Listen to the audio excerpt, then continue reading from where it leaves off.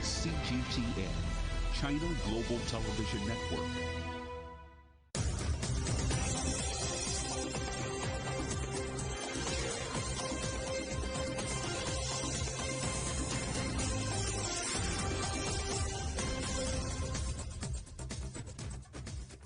Hello and welcome to The World Today, live from CGTN in London. I'm Polly Middlehurst. Our top stories this hour. Mass cremations in Delhi as India registers a record number of coronavirus cases for the third day in a row. Myanmar's military chief agrees on a plan to end the crisis as ASEAN leaders call for the release of political prisoners. Found, but no chance of survival. The Indonesian authorities say they've located a submarine missing since Wednesday. And Angela Merkel calls on all Germans to abide by new national restrictions to fight a third wave of coronavirus infections in the country.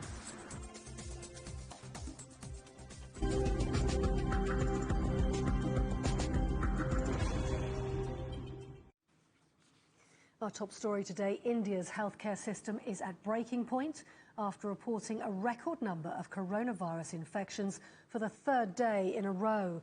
Military planes are now scrambling to get oxygen supplies to the epicenter of the outbreak in the capital, Delhi. Reuters claims one person in the city is dying from COVID every few minutes. Abdafid reports. Desperately ill but barely able to move. COVID-19 is rampant in India, with hospitals overflowing but running out of oxygen to try and keep people alive. Ambulances keep arriving, forcing the unfortunate to wait their turn outside. As the number of infections soar, so do the casualties. My husband died because of the lack of oxygen. They have killed him. They told me his heart failed. There are shortages of ventilators and oxygen to keep people alive. In several hospitals, healthcare is deteriorating simply because of the sheer number of new patients.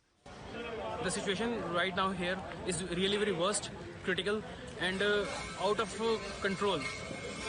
The staff is really cooperative, but due to the overcrowding of the main hall of the walking casualty, it is difficult to provide equal treatment to all the patients. This new hospital in Ahmedabad has 950 beds, with almost a third of them set aside for intensive care patients. It's operational from today and is expected to fill up quickly.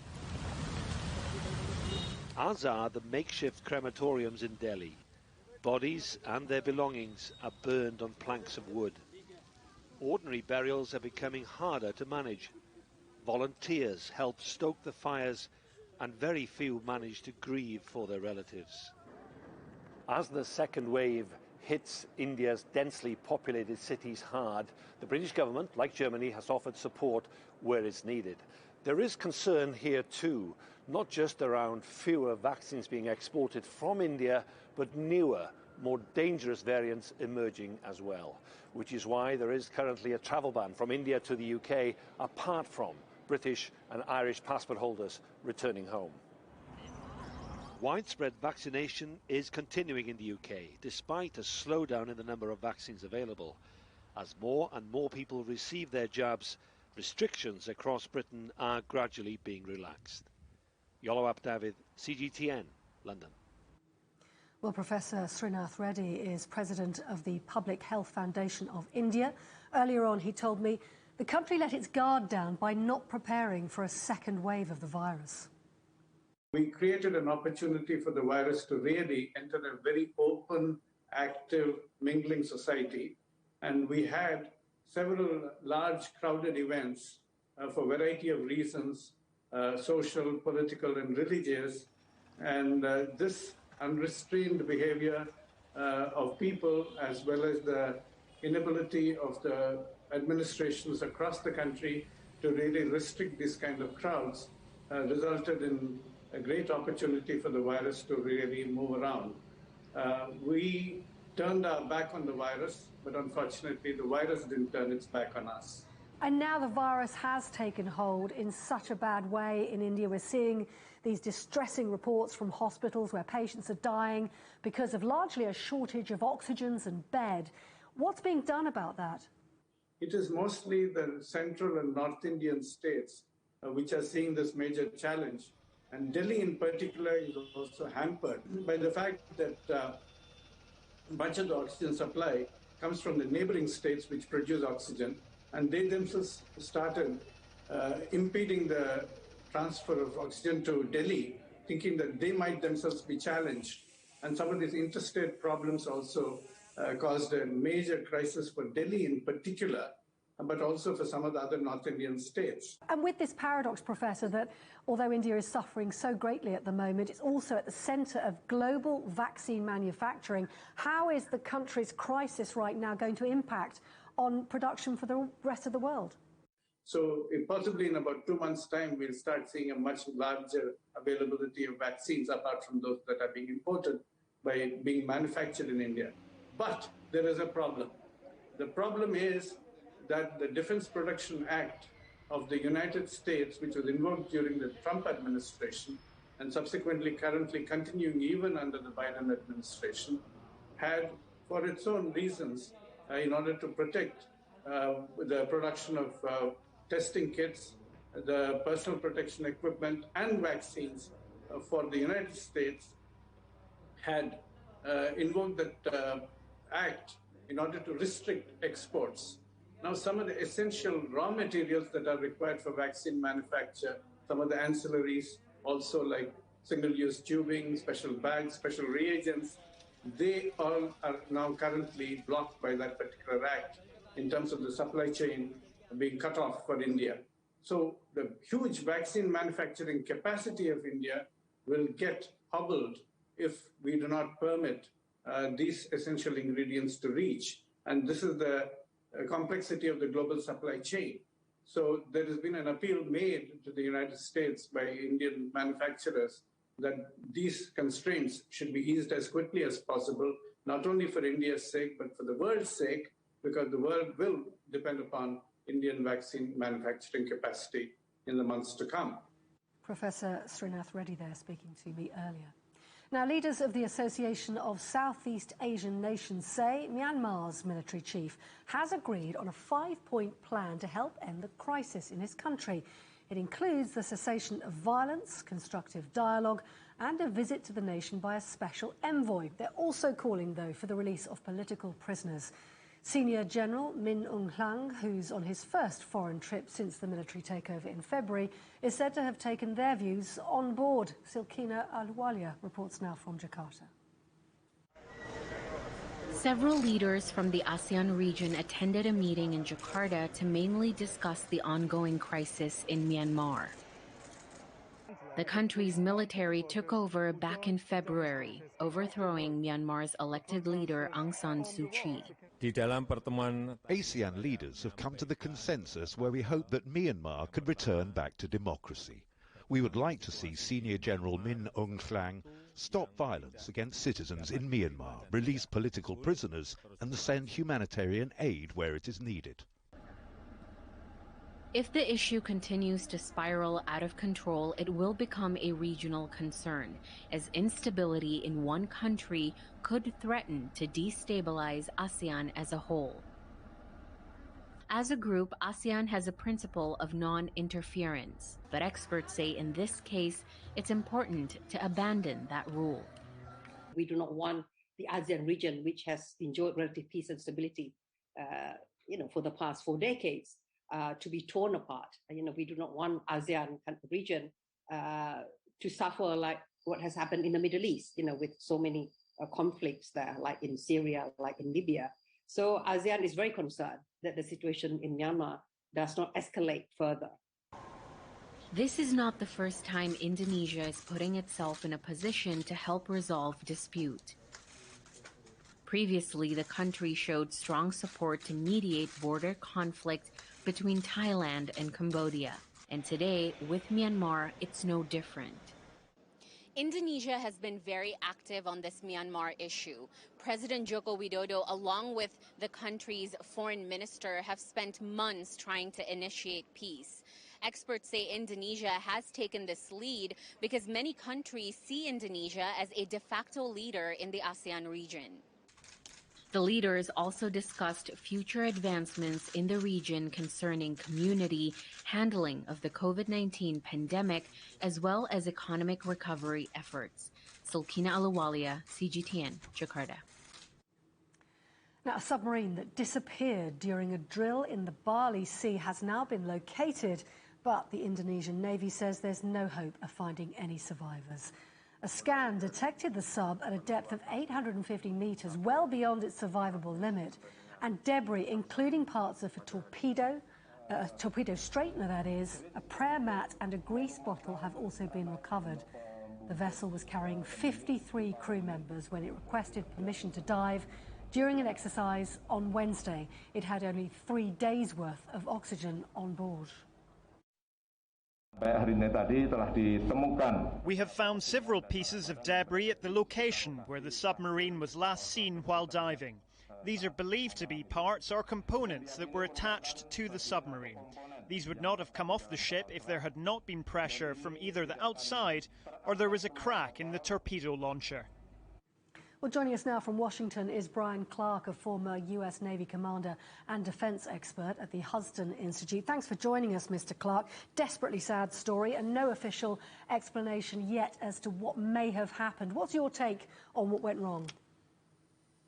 Well, thanks for having me on today, and it is a tragic circumstance. It's hard to tell what happened at this point, obviously, because we don't have any contact with the submarine or its crew. So the last word that was they were having some kind of power outage shortly after they dove, and then that was the last word apparently from the submarine. Now it's been discovered in water that was approximately twice its test depth. So the submarine obviously broke up at some point due to the pressure, but it's unclear at this point what would have caused it to sink and lose control. Probably some combination of power loss, probably coupled with either flooding or a fire, which have normally been the causes of submarine losses during the last couple of decades. And you mentioned the sub broke up. We know that debris belonging to the sub was found up to 10 kilometres away from where it was lost. Was there any realistic hope of finding anyone alive? Initially there was, because submarine recovery is possible down to the test depth of the submarine, generally using a deep submergence rescue vehicle, which is available from Singapore, and they have a compact with the Southeast Asian nations to be able to use that recovery submarine or rescue submarine to pull survivors out of a submarine that's been dropped to the bottom. And the bottom there only goes to about 2,500 feet or so. So there were places where it could have settled in the bottom that would have been below it or under its test depth of 1,000 feet. So it could have been there could have been a recovery operation that would have rescued the survivors if it had sunk in one of those areas. And Brian, we know the sub was on exercise when she went missing, and the crew train, of course, for scenarios such as this. What are they likely to have done to increase their chances of survival in these last few desperate hours?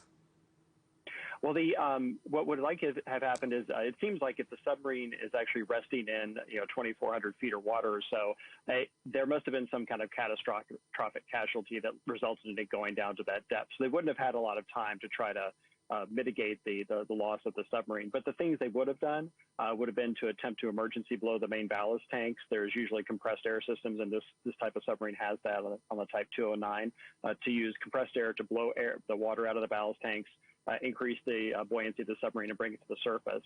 They would have attempted that. They would have attempted to radio or send some kind of message off. Usually submarines have some kind of communication system they can use when they're doing these tests. Acoustic communications, which is like an acoustic radio, or using a buoy that they can be deployed to send a message up to the surface that they've had a problem. They would have probably tried all of those things and apparently were unsuccessful. You mentioned this kind of sub. We know that the sub was an older model, 40 years old, and experts are saying that there may have been better outcomes if it had been a modern submarine. What's your take on that? Perhaps. I mean, so it is a 40-year-old submarine. It's been cared for pretty well, and the Type 209 is ubiquitous throughout world navies. There's more than 60 of them currently in operation. Most of the ones that were built in the 80s and 90s are still operating. So it's a really reliable submarine design.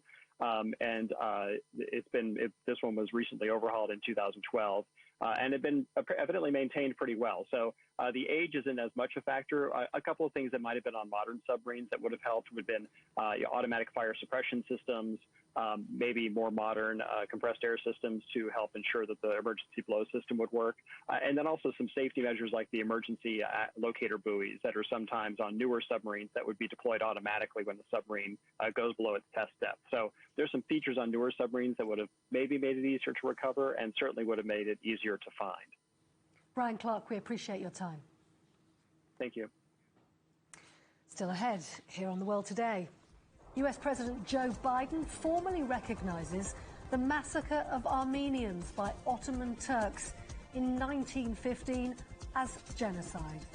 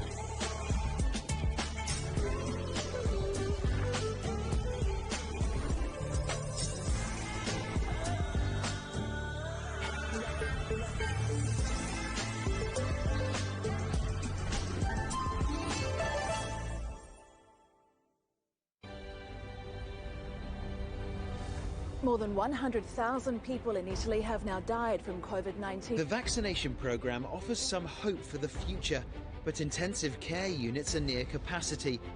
The Spanish government is hoping to vaccinate over 1 million people by next month. Living in Germany are struggling with their mental health. Hungary is supplementing the EU's vaccine rollout, buying doses from Russia and China to speed up the process. 4 million people have tested positive in France. After a grim winter, the promise of a spring bloom that could mean freedom for millions.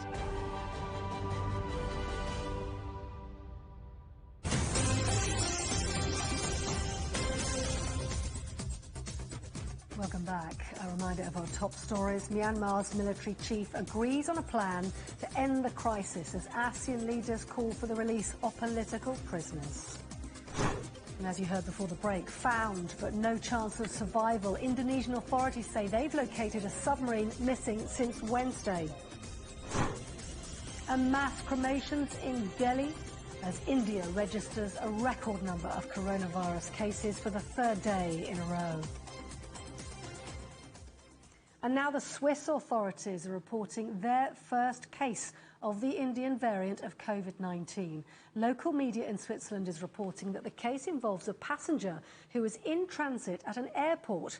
Meanwhile, in neighbouring Germany, Chancellor Angela Merkel has called on all Germans to stick to tighter coronavirus restrictions, saying the step was needed to break a third wave of infections. Rahul Patak reports. In Germany, Health Minister Jens Spahn set out his vaccination plan for the next 2 months. On Friday, his country enforced emergency brake measures designed to lower the rising infection rate. The law that was passed earlier in the week by the Bundestag means people have to remain in their homes from 10 p.m. until 5 a.m, with walkers and joggers allowed out only until midnight. It's hoped that these measures, plus a ramping up of the vaccination programme, will bring positive results by the summer. According to the delivery forecasts that we currently have, we will be able to lift the prioritisation in June, but that does not mean that we will be able to vaccinate everyone by June. Of course, we will have to continue throughout the summer. In Spain, doses of the Janssen vaccine have been sent out to health centres nationwide. The shipment of 146,000 doses of the single-shot drug had been held in storage for the past week, whilst medicines regulators studied research into concerns over blood clots. We are starting vaccination with Janssen for immobilised patients who are highly dependent. What advantage is this vaccine giving us? It is a single-dose vaccine, and therefore we are going to speed up the vaccination process. Well, Spain has now passed the 10 million mark when it comes to people having at least one vaccination dose, and it's about to reach the 4 million mark when it comes to people fully immunised. And in recent days, it administered a record 400,000 jabs in one day. Signs that Spain's vaccination programme is gathering pace. In France, Disneyland Paris will open its doors once again, but this time as a mass vaccination centre. The famous tourist attraction has been shut since October the 30th, as non-essential businesses were forced to close. It's hoped that around 1,000 people per day will be vaccinated. The country wants to reach 20 million vaccinations of at least one dose by the middle of next month. Finally, good news for the elderly in Bosnia. Citizens over 75 can now start receiving vaccinations against COVID-19. The country registered over 8,000 COVID-related deaths in a population of just 3.5 million, the third highest death rate per capita in the world. The opening of the country's first mass vaccination centre in Sarajevo this week has helped accelerate the programme. Rahul Pathak, CGTN, Madrid. Meanwhile, thousands of people have gathered in the centre of London to protest coronavirus lockdown restrictions. The demonstrators marched through the centre of the British capital without wearing face masks and with placards condemning the government, accusing it of lying to the public about the pandemic. Many also complained about the government's plans to introduce vaccine passports. The UK began easing lockdown restrictions last week as infection numbers dropped due to the rollout of the vaccination programme. US President Joe Biden has formally recognised atrocities committed against the Armenian people by the Ottoman Empire more than a century ago as genocide. Biden's presidential proclamation coincides with Armenian Genocide Remembrance Day, which commemorates the murder of an estimated 1.5 million Armenians. Mikhail Bar-David reports now from Istanbul. The issue is extremely sensitive in Turkey. On Saturday, Parliament Speaker Mustafa Şentop stated that Armenia's claims contradict historical facts. He added that a recognition by U.S. President Joe Biden of the 1915 events as genocide would only be political and would have no legal basis. Biden pledged during his presidential campaign to recognize the massacre of Armenians as genocide, arguing that silence is complicity. Thousands in Yerevan attended a memorial to the 1915 killing of Armenians by Ottoman Turks. Armenians say up to 1.5 million were killed and have been campaigning for the events to be recognized as genocide for decades. Yerevan has also sought compensation from Turkey. Ankara acknowledges that there were losses on both sides, but disagrees with the figures, arguing that the killings were not systematically organized and therefore did not constitute genocide. On Friday, U.S. President Biden held a phone conversation with Turkish President Tayyip Erdogan. The White House later stated Biden had expressed his interest in a constructive bilateral relationship with expanded areas of cooperation and effective management of disagreements. The Turkish statement following the call between Biden and Erdogan also did not mention Armenia. Yet earlier, Turkish Foreign Minister Mevlut Çavuşoğlu had stated that if Washington wanted to worsen ties with such a move, it would be their decision to make. Nevertheless, the White House has announced that Biden and Erdogan would be meeting on the sidelines of the NATO summit in Brussels in June. I'm Mikhail Bar-David for CGTN in Istanbul. Israeli police and Palestinians have fought for a second night in Jerusalem. At least 105 Palestinians and 20 police officers were wounded in the clashes. Palestinians are protesting against a ban on public gatherings and police barring access to some areas during the Muslim holy month of Ramadan. The French Prime Minister says the killing of a police employee near Paris on Friday was an attack on the entire Republic. The administrative worker, a mother of two, was stabbed to death. The attacker was shot dead by police, although the authorities haven't given a motive for the killing.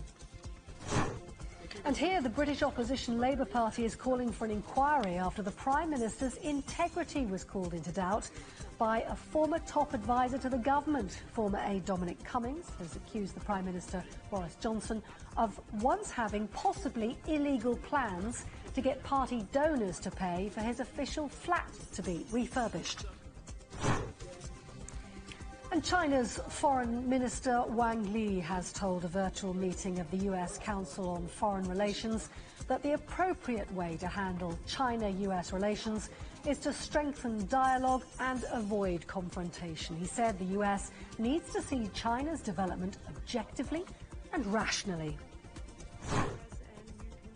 4 astronauts on board SpaceX's Crew Dragon capsule have successfully docked at the International Space Station for a 6-month mission. It's the company's 3rd crewed flight for NASA, but it's the first time a recycled craft has been used, an essential part of Musk's push to the Moon and Mars program.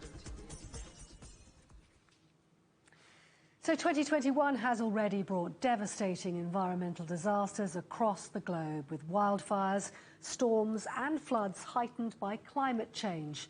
But around the world, people are making changes in their daily lives, such as choosing plant-based foods as part of a local government challenge in Hungary's capital, or recycling their outdoor equipment. Penelope Leash reports now from Budapest.